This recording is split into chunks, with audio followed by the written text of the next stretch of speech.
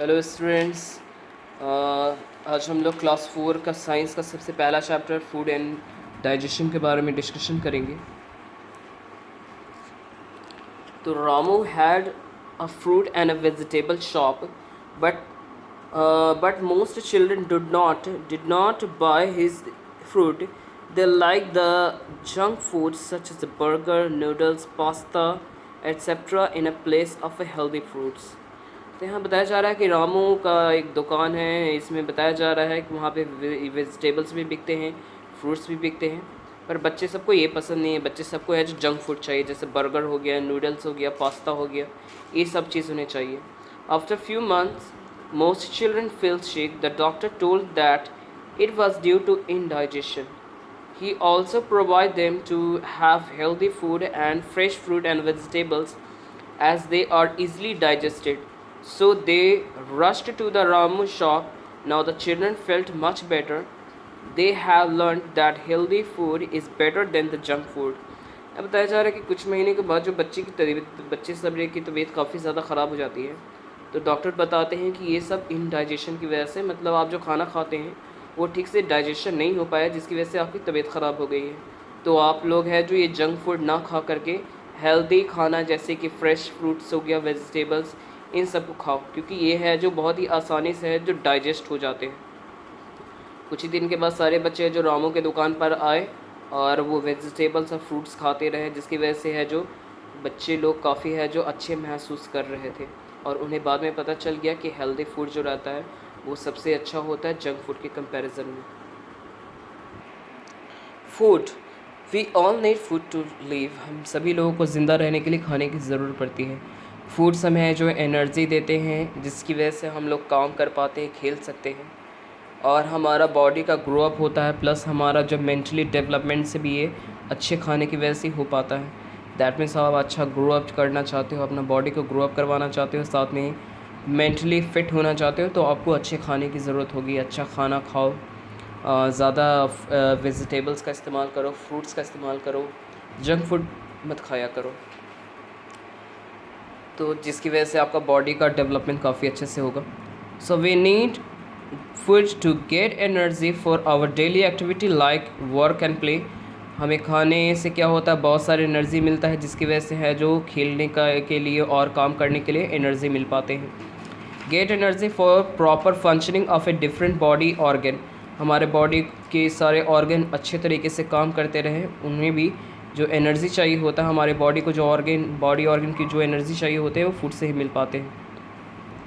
Grow new cell and repair damage cell and tissues of our body. तो हमें बढ़िया fruit से या फिर अच्छा खाना खाने से हमारे जो डेड सेल्स रहते हैं उन्हें रिप्लेस कर दिए जाते हैं न्यू सेल्स के, और अगर कोई सेल्स हमारा बॉडी का डैमेज हो जाता है तो उन्हें भी रिपेयर कर दिया जाता है।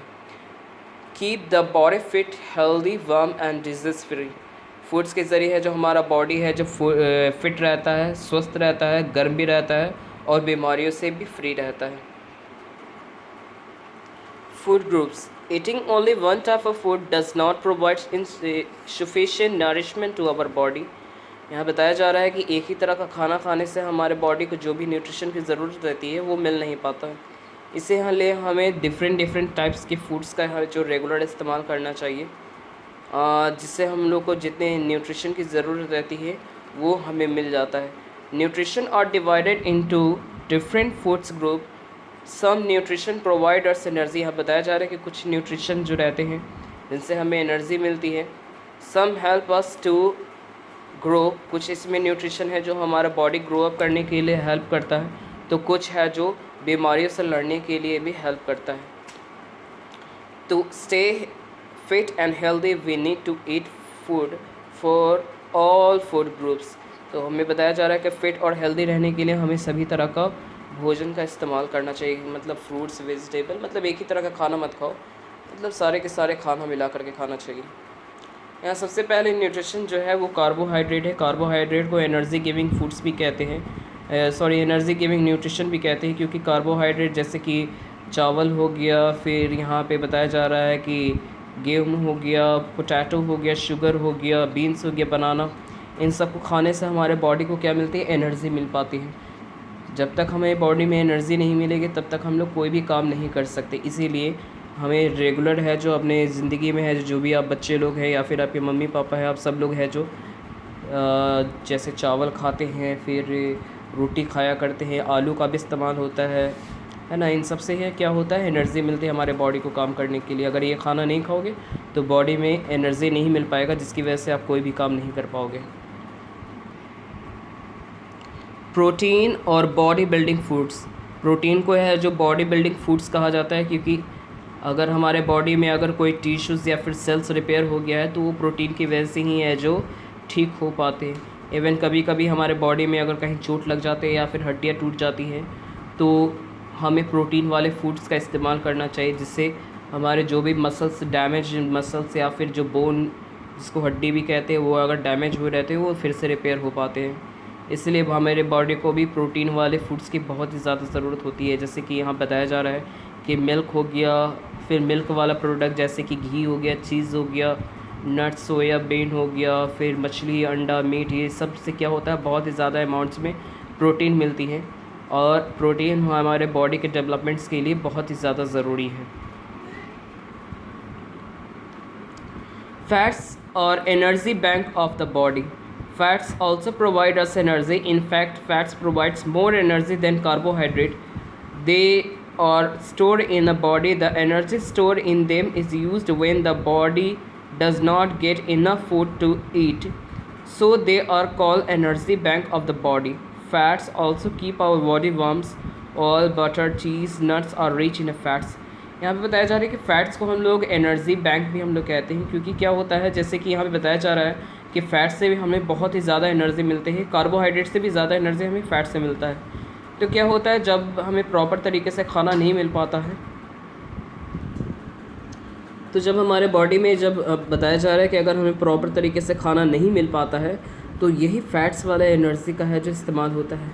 हम लोग देखते हैं कि ऊँट भी क्या रहता है, बहुत सारा ऊँट्स का जो कुबर रहता है उसमें वो फैट्स कंटेन किया रहता है। जब उसे क्या होता है प्रॉपर तरीके से खाना नहीं मिल पाता है तो उसी फैट्स का इस्तेमाल करता है सर्वाइव करने के लिए, ज़िंदा रहने के लिए।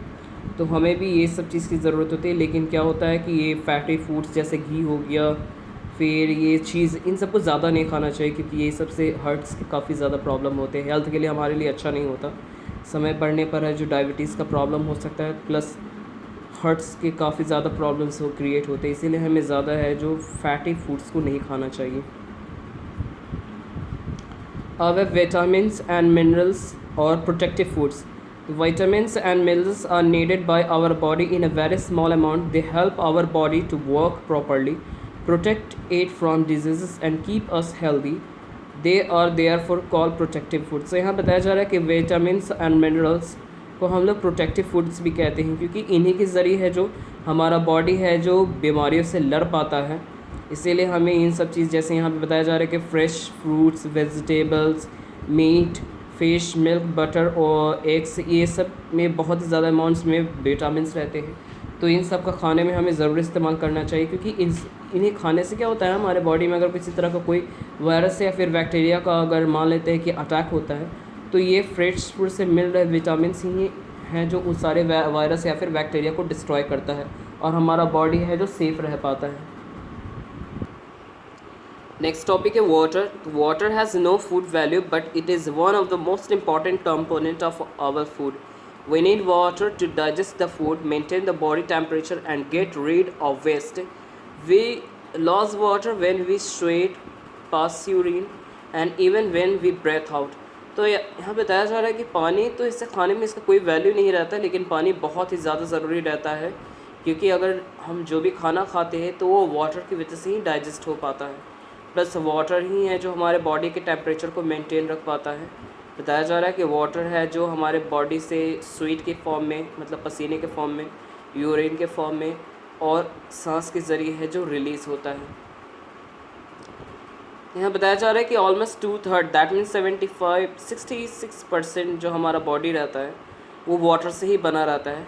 Our body needs plenty of water every day, so we need to drink about 2 litre, that is 8 glass of water in a day.